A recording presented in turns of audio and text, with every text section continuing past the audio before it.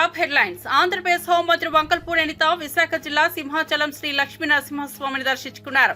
ఆలయానికి చేరుకున్న మంత్రి అనితకు ఈవోఎన్ సుజాత, ప్రధాన అర్చకులు శ్రీనివాసాచార్యులు, వేద పండితులతో కలిసి సంప్రదాయబద్ధంగా స్వాగతం పలికారు. దర్శనానికి ముందు ఆమె స్వామివారి కప్పస్తంభాన్ని ఆలింగనం చేసుకున్నారు. అనంతరం స్వామివారి దర్శనంతో పాటు ప్రత్యేక పూజల్లో పాల్గొన్నారు. వేద పండితులు వేద ఆశీర్వచనం నిర్వహించగా ఆలయ అధికారులు శేషవస్త్రం, స్వామివారి చిత్రపటం, తీర్థ ప్రసాదాలు అందజేశారు. హోంమంత్రి స్వామి ఆశీస్సులతో ప్రజల సంక్షేమం కోసం ప్రార్థించినట్లు తెలిసిందే.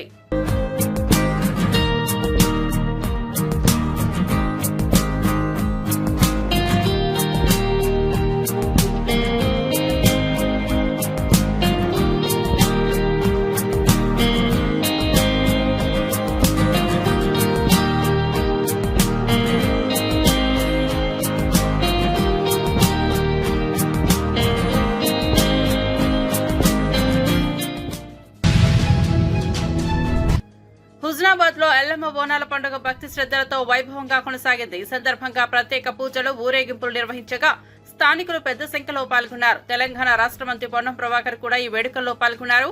భక్తులతో కలిసి మంత్రి డప్పుల మధ్య నర్తించడంతో వేడుకకు మరింత ఉత్సాహం తెచ్చింది. పల్లకి ఊరేగింపు సమయంలో మంత్రి జానపద పాటలకు అడుగులు వేసి అందరినీ ఆకట్టుకున్నారు. ప్రజలతో మమేకమవుతూ పండుగ ఆనందాన్ని పంచుకున్న ఆయనకు భక్తులు ఘనంగా స్వాగతం పలికారు. బోనాల సందర్భంగా పోలీసు విభాగం భారీ బందోబస్తు ఏర్పాటు చేసింది. హుజనాబాద్ బోనాల పండుగలో మంత్రి భాగస్వామ్యం కావడం ప్రత్యేక ఆకర్షణగా నిలిచింది.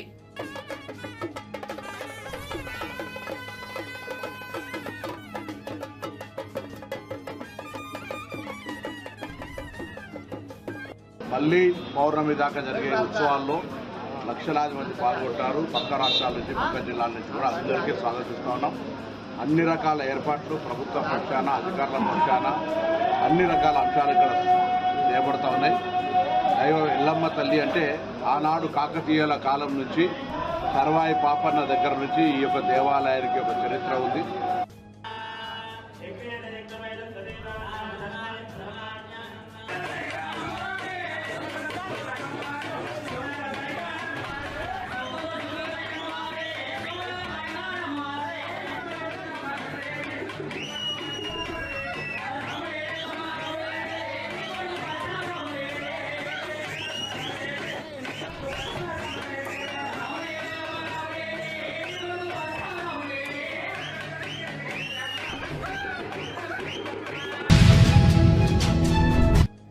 డిసెంబర్ 2023 నుంచి ఇప్పటి వరకు రాష్ట్రంలో 3 లక్షల కోట్ల పెట్టుబడులను ఆకర్షించామని తెలంగాణ సీఎం రేవంత్ రెడ్డి వెల్లడించారు. హైదరాబాద్ లోని సొనాటా సాఫ్ట్వేర్ ఫెసిలిటీ సెంటర్ ప్రారంభోత్సవంలో ఆయన మాట్లాడారు. ప్రైవేట్ రంగంలో ఇప్పటికే 1,00,000కు పైగా ఉద్యోగాలను కల్పించామని చెప్పారు. మరో 1,00,000 ఉద్యోగాల లక్ష్యంతో ప్రభుత్వం ముందుకు సాగుతోందని వెల్లడించారు. పెట్టుబడుల పట్ల రాష్ట్రానికి ఉన్న ఆదరణ, పారిశ్రామిక విధానం ప్రభావంతో ఐటీ రంగం వేగంగా అభివృద్ధి చెందుతోందన్నారు. యువతకు అవకాశం కల్పించడమే లక్ష్యమని, టెక్ రంగంలో హైదరాబాద్ ప్రత్యేక స్థానం సాధించాలని కృతనిశ్చయంతో పనిచేస్తున్నామని సీఎం పేర్కొన్నారు. That we have attracted nearly 3 lakh crore investment since December 2023. We have created more than 1 lakh jobs in private sector. During my trips to the World Economic Forum in Davos and investor meets in the US, South Korea, Japan and Singapore, we have convinced the world that Telangana means business. This year to Davos, we have become a #1 state in attracting investments at almost 1.78 lakh crores. We are #1 state in India in investments, both domestic and international. Hyderabad is now a GCC hub in both software and life sciences. Hyderabad emerged as a leading hub for AI-ready data centers, life sciences and manufacturing sectors.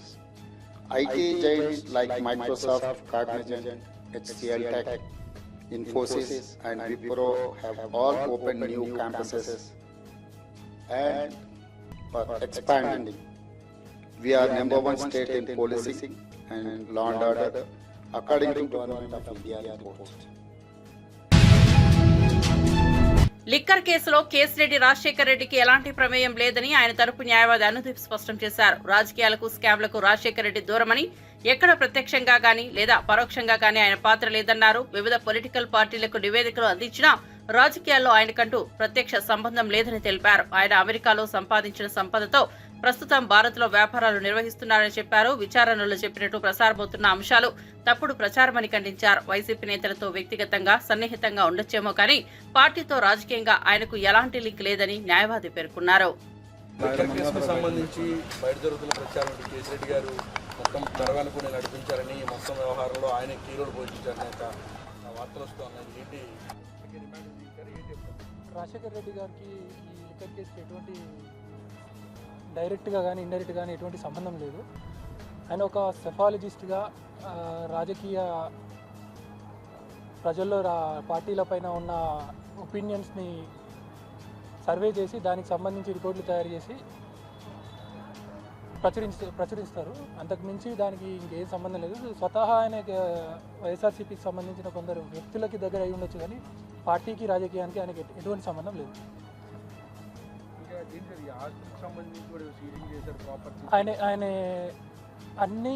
ఆయన ఆస్తులు ఏవి ఉన్నా కూడా, ఏ companies ఉన్నా కూడా, ఆయన సొంత properties ఏవైనా కూడా అన్నీ కూడా వైట్ ట్రాన్సాక్షన్లో అన్నీ క్లియర్. ఆయన యుఎస్లో సంపాదించిన వైట్ అమౌంట్తో రన్ అవుతున్నాయి. వాటితో కొన్న అసెట్స్ మాత్రమే తప్పించి ఇంకా ఏది కాదు. అవి ఫర్దర్గా కోర్టులో మనకి ప్రూవ్ అవుతాయి.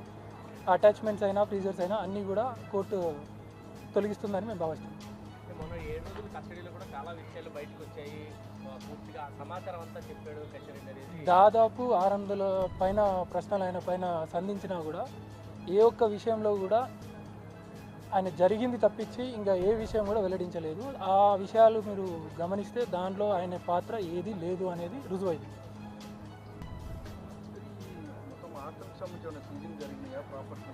ఆయన కంపెనీస్ వాళ్ళ ఫ్యామిలీకి సంబంధించిన కొన్ని కంపెనీస్ బ్యాంక్ అకౌంట్స్ని ఫ్రీజ్ చేయడం జరిగింది. అది ప్రిలిమినరీ ఇన్వెస్టిగేషన్లో భాగంగా చేసింది కానీ దాంట్లో ఏదో జరిగింది అనేది మాత్రం ఇంకా రుజువు అవ్వలేదు. ఆడిట్ జరిగినాక ఫ్రీజింగ్ ఏదైతే ఉందో తొలగిస్తారు, లేదా కోర్టు త్రూ అది మేము ఏదో కోర్టు దాన్ని తొలగిస్తుందని మేము భావిస్తాం.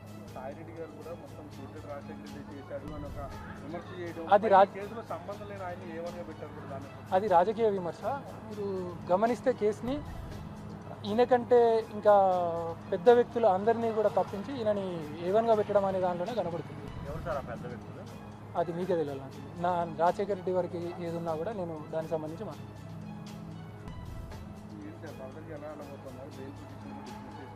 ప్రొసీజర్ ప్రకారము ఆయన రైట్ ఏది ఉందో దాని ప్రకారం మేము వెళ్తుంటాము. బెయిల్ పిటిషన్ ఇంకా ఫైల్ కాలేదు, ఫైల్ చేస్తాము. ఇప్పుడు సుప్రీంకోర్టులో ఆయన రిమాండ్ ఛాలెంజ్ చేయడం జరిగింది. సుప్రీంకోర్టులో ఎస్ఎల్పీ ఉంది. వచ్చే 14వ తారీఖున అది హీరింగ్కి వస్తుంది.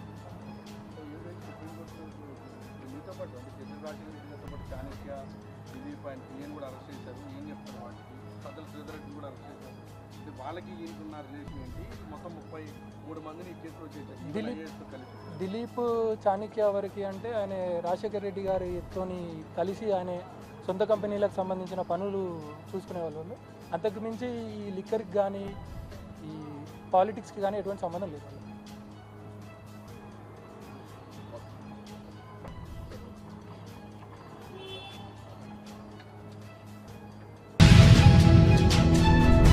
పాకిస్తాన్ సైన్యం పలు అవిశ్రాంత ప్రయత్నాలు చేసిన భారత దళాలు అప్రమత్తంగా స్పందించి దేశంలోని పౌరులు మరియు సైనిక మౌలిక సదుపాయాలకు నష్టాన్ని సమర్థవంతంగా తగ్గించగలిగామని DG air operations air marshals AK Bharti తెలిపారు. పాక్ కుట్రలకు కళ్లం వేసిన విధానం భారత దళాల కట్టుదిట్టమైన గమనిక, ముందస్తు చర్యలకు నిదర్శనమని పేర్కొన్నారు.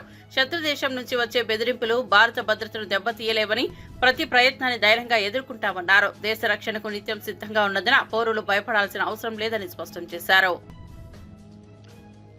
This brings me to the point, how have Indian forces managed to minimize the damage to both civilian and military infra in the country in spite of the unrelenting efforts by the Pakistani forces? Most of you and the majority populace within the country have had a lot to say about the layered and integrated air defense systems put in place by the Indian Armed Forces, which includes the assets of the Indian Army, the Indian Navy, in addition to the primary air defense assets of the Indian Air Force. As you all are well aware, this robust AD system comprises of a large variety of multi-layered AD sensors and weapon systems, from point defense weapons like the low-level air defense guns, shoulder-fired manpads, and short-range surface-to-air missiles or SAMs, to area defense weapons like the air defense fighters and longer-range surface-to-air missiles within our inventory. Additionally, the numerous waves of drones and unmanned combat aerial vehicles employed by Pakistan were also thwarted by the indigenously developed soft and hard kill counter-US systems. మాజీ CM YS Jagan helicopter ఘటనపై కొనసాగుతున్న విచారణలో రాప్తాడు మాజీ MLA Thopudurthi Prakash Reddy హాజరయ్యారు. చెన్నై కొత్తపల్లి మండల police station కు వచ్చి విచారణలో పాల్గొన్నారు. ఇటీవల రామగిరి మండలం పాపిరెడ్డిపల్లి గ్రామంలో జగన్ పర్యటన సమయంలో హెలికాప్టర్ విండ్ షీల్డ్ దెబ్బతిన్న ఘటన నేపథ్యంలో పలువురు వైసీపీ నేతలపై కేసులు నమోదు చేశారు. ఈ కేసులో సంబంధిత వ్యక్తులపై విచారణ కొనసాగుతోంది. విచారణకు హాజరు కావాలంటూ పోలీసులు నోటీసులు జారీ చేయగా వాటి మేరకు మాజీ ఎమ్మెల్యే తోపుడు హాజరైనట్టు సమాచారం. ఈ ఘటనపై మరిన్ని వివరాల త్వరలో వెలుగులోకి వచ్చే అవకాశం ఉంది. హత్య చేసింది పరిటాల సునీత తమ్ముడు వాళ్ళ కొడుకులు వాళ్ళ బంధువులు. ఆ వైఫల్యంలో ఏ అధికారి పైన చర్యలు తీసుకున్నారు? జగన్ గారికి రక్షణ కల్పించే విషయంలో వైఫల్యం పైన ఏ అధికారి పైన చర్యలు తీసుకున్నారు? డిబేట్ పెట్టండి, పాల్గొంటాం. ఏంటండి సభ్య సమాజం తలదించుకునే విధంగా అసలు ఒక ఇష్యూని తప్పుదోవ పట్టించి ఏం సాధించాలనుకుంటున్నారు? ఇక్కడ జరుగుతున్న హత్య రాజకీయాలను ఈటీవీ సమర్థిస్తుందా? I'm questioning you, the journalist who has question me, I'm questioning you. ఇక్కడ ఉన్నటువంటి మీడియా ఛానల్స్ క్వశ్చన్ చేస్తున్న హత్య రాజకీయాల్ని మీడియా సమర్థిస్తుందా? తెలుగుదేశం పార్టీ సమర్థిస్తుందా? దీనికి సమాధానం చెప్పి తర్వాత మాట్లాడండి. ఈరోజు రాప్తాడు నియోజకవర్గంలో ఒక హత్య జరిగింది. దానికి బాధ్యులు ఎవరు? పరిటాల సునీత బంధువులు. అంతకు ముందు రోజు పరిటాల శ్రీరామ్ అక్కడికి వచ్చి హంతకుల ఇళ్లలో సమావేశం ఏర్పాటు చేసుకున్నాడు. 120B ఎందుకు వర్తించదు? కుట్ర జరిగిందని ఎందుకు వర్తించదు? ఎందుకు వారి పరిటాల శ్రీరామ్ పైన కేసు ఎందుకు పెట్టరు?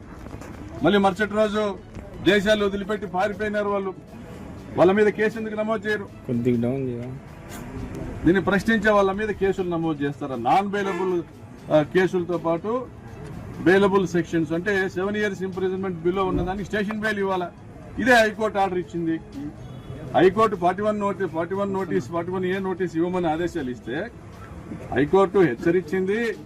ప్రకాష్ రెడ్డి విచారణకు సహకరించకపోతే చర్యలు తీసుకోండి అని ఇచ్చింది. ఒక మీడియా లాక్కురమ్మనింది, ఇంకో మీడియా ఏందా బొంగు లాక్కొచ్చేది? హైకోర్టు ఏం చెప్పింది? అక్కడ ఉన్నటువంటి పబ్లిక్ ప్రాసిక్యూటరు, సార్ మాకు సంబంధించినటువంటి నిందితుడు విచారణకు సహకరించకపోతే మేము ఏం చేయాలంటే do as per your rules, మీకున్నటువంటి పోలీస్ గైడ్ లైన్స్ ప్రకారం చేయమని చెప్పారు.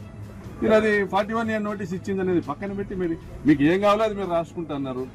ప్రజలు గమనిస్తా అన్నారు. చంద్రబాబు నాయుడు గారు వచ్చిన తర్వాత ఈ రాష్ట్రంలో లా అండ్ ఆర్డర్ లేదు. అనంతపురం జిల్లాలో హత్యా రాజకీయాలు, దోపిడీలు, దుర్మార్గాలు, దౌర్జన్యాలు జరుగుతూ ఉన్నాయి. ప్రజల్ని మోసం చేసి అధికారంలోకి వచ్చారు. వందల హామీలు ఇచ్చారు. ఇంటింటికి లక్షల రూపాయలు, నీకు 15,000, నీకు 15,000, నీకు 15,000, నీకు 18,000 అనే రకంగా తప్పుడు కూతల హామీలు నమ్మి మోసపోయిన ప్రజలు వెనక్కి తిరుగుకుంటున్నారు, తిరగబడుతూ ఉన్నారు. అందులో భాగంగా లింగమయ్య హత్య జరిగింది. లింగమయ్య హత్య జరిగితే ప్రజలు తిరగబడినారు. జగన్మోహన్ రెడ్డి గారు వచ్చినప్పుడు మీరు కంట్రోల్ చేయలే. వైఫల్యం పోలీసులది. అంతేనా?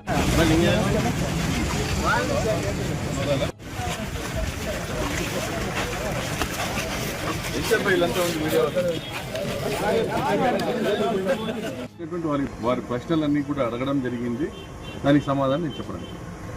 అంటే బ్యారికేడ్ల భద్రత విషయంలో ముందు రోజు ఇచ్చిన సూచనలు మీరు పాటించలేదని నేను I'm not on record. Helipad ఏర్పాటు విషయంగా కానీ, హెలికాప్టర్ ల్యాండింగ్ విషయంగా కానీ పర్మిషన్ అడిగింది నేను కాదు, అనుమతి ఇచ్చి నా అడ్రస్ చేసింది నాకు కాదు, హెలిప్యాడ్ లోపలికి పలానా వాళ్ళని అనుమతించమని అడిగింది నేను కాదు. పోనీ హెలిప్యాడ్ నిర్మాణం జరుగుతూ ఉంది, దానికి సంబంధించినటువంటి ఏర్పాట్లు ఎలా ఉన్నాయి, అని వచ్చి పర్యవేక్షణ ముందు రోజు కానీ అంత ముందు రోజు కానీ వచ్చి చేసింది నేను కాదు. పోలీస్ డిపార్ట్మెంటు బ్యారికేడ్ల చుట్టూ వచ్చి. తెలంగాణ సీఎం రేవంత్ రెడ్డిపై బీజేపీ ఎంపీ ఈటెల రాజేందర్ తీవ్ర విమర్శలు చేశారు. ఎవరు చెప్పినా వినని వాడిని నాయకుడు అన్నారని, అలాంటి వారిని సైకో అంటారని ఘాటుగా వ్యాఖ్యానించారు. రేవంత్ నియంతృత్వ ధోరణి పార్టీ లోపలికే కాదు ప్రభుత్వ పరిపాలనలోనూ స్పష్టంగా కనిపిస్తోందని ఆరోపించారు. ప్రజలు ఇచ్చిన అధికారాన్ని అహంకారంగా మార్చుకుని దుర్వినియోగం చేస్తున్నారని మండిపడ్డారు. పార్టీలో విన్నపాలకైనా ప్రజల ఆకాంక్షలకైనా విలువలేని పరిస్థితి తలెత్తిందని పేర్కొన్నారు. ఈటెల వ్యాఖ్యలు రాజకీయ వర్గాల్లో చర్చనీయాంశంగా మారాయి. రేవంత్ తీరు కాంగ్రెస్ కు నష్టమే దేవనుందనేది ఈటెల రాజకీయ విశ్లేషణగా కనిపిస్తోంది. ముఖ్యమంత్రి గారు ఏదో పెద్ద మార్పు వస్తుందని చెప్పి నీకు అధికారం కట్టబెట్టింది, పేన మీద నుంచి పూలబడ్డ అవుతుంది, ఎందుకు ఇట్లా ఆలోచిస్తున్నారు అని చెప్పి చాలాసార్లు మాట్లాడితే ఆయన ఇంకింత రెచ్చిపోయి అన్న మాట ఏంటంటే, ఎవరు చెప్పినా వినను, నేను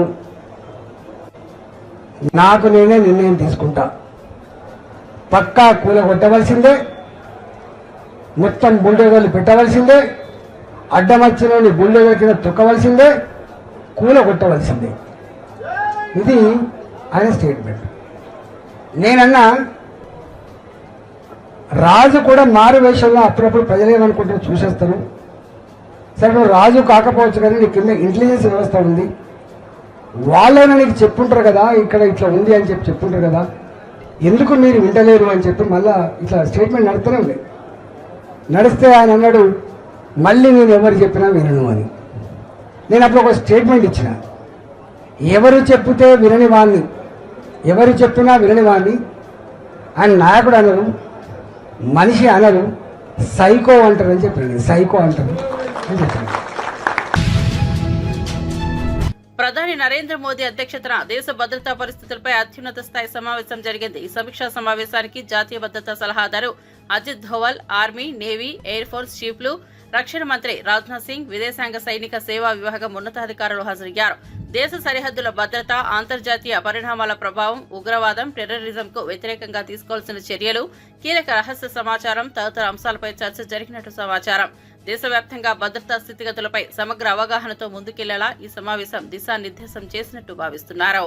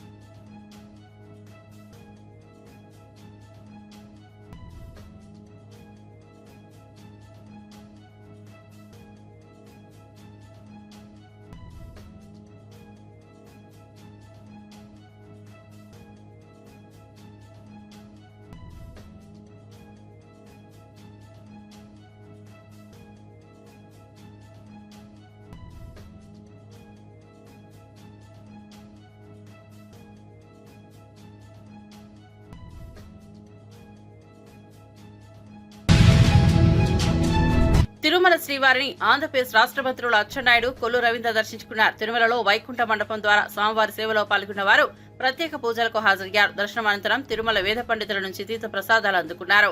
రాష్ట్ర ప్రజల శాంతి, సమృద్ధి కోసం శ్రీ వెంకటేశ్వరుని ఆశీస్సులు కోరినట్లు మంత్రి అచ్చెన్నాయుడు మీడియాతో తెలిపారు. తిరుమల తిరుపతి దేవస్థానం ఆధ్వర్యంలో భక్తులకు అందుబాటులో ఉన్న ఏర్పాట్లను మంత్రులు ప్రశంసించారు. భద్రత మరియు భక్తుల సౌకర్యాల పరంగా అధికారుల చర్యలు సంతృప్తికరంగా ఉన్నాయని వ్యాఖ్యానించారు. Lang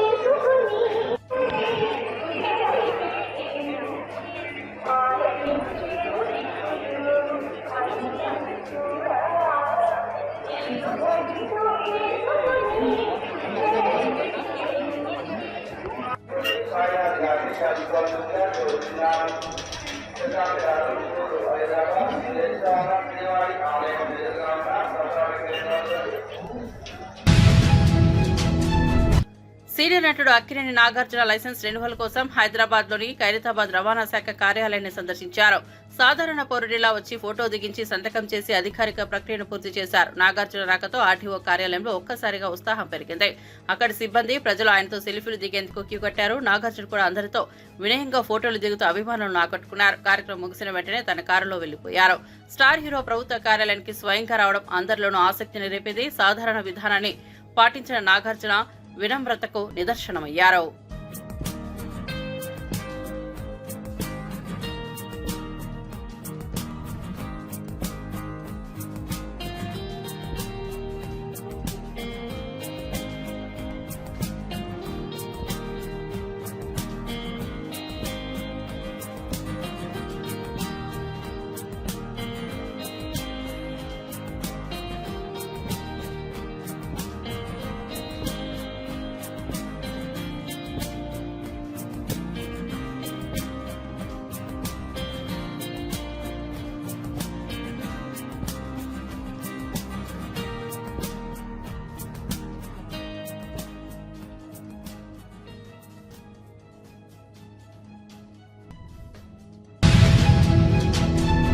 మిస్ వరల్డ్ పోటీలో పాల్గొనేందుకు భారత్ వచ్చిన 22 దేశాల సుందరీమణులు తెలంగాణ రాష్ట్రంలోని నాగార్జున సాగర్ బుద్ధవనాన్ని సందర్శించారు.